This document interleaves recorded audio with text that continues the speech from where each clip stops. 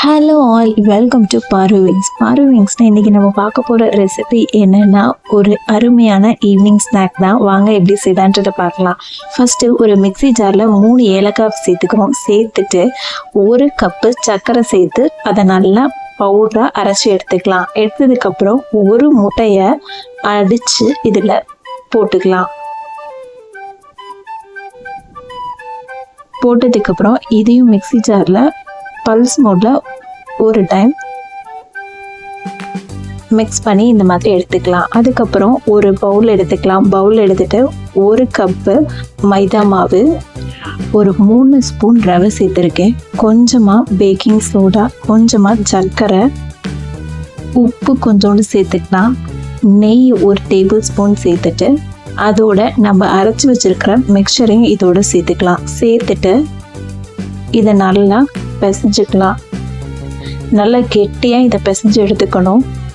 First எந்த தண்ணியும் ஊற்றாமல் இதிலே நல்லா மாவை பிசைஞ்சிக்கலாம்.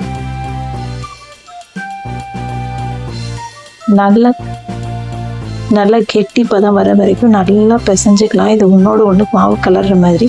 இந்த மாதிரி ரொம்ப கெட்டியாக இருந்துச்சுன்னா ஒரு டேபிள் ஸ்பூன் மட்டும் பால் சேர்த்துக்கலாம். உங்களுக்கு தேவைன்னா சேர்த்துக்கோங்க, இல்லைன்னா வேண்டாம். ரொம்ப கெட்டியாக இருந்துச்சு அப்படின்னா சேர்த்துக்கோங்க. இல்லை உங்களுக்கு கொஞ்சம் இலகனமாக தான் இருக்குது அப்படின்னா தேவையில்லை, இதை அப்படியே சேர்த்துக்கோங்க. சேர்த்துட்டு இதை ஒரு மூடியில் ஒரு 10 நிமிஷம் சோக் ஆகட்டும். அதுக்கப்புறம் நல்லா இந்த மாதிரி கெட்டியாக இருக்கணும். இதை நல்லா இந்த மாதிரி உருண்டை பிடிச்சி எடுத்துக்கலாம். நல்லா இந்த மாதிரி பாலை ஃபுல்லாக மாவு ஃபுல்லாக எடுத்துக்கலாம். எடுத்துகிட்டு ஒரு சட்டியில் எண்ணெயை காய வச்சுக்கலாம். காய வச்சுட்டு இந்த ஒரு பாலையாக போடலாம். நல்ல மிதமான சூடில் இருக்கணும். ரொம்ப ஹை ஃப்ளேமில் வச்சோம்னா சீக்கிரம் கருகிரும். அதனால் லோ ஃப்ளேம்லேயே வச்சு இந்த மாதிரி மெதுவாக திருப்பி விடுங்க.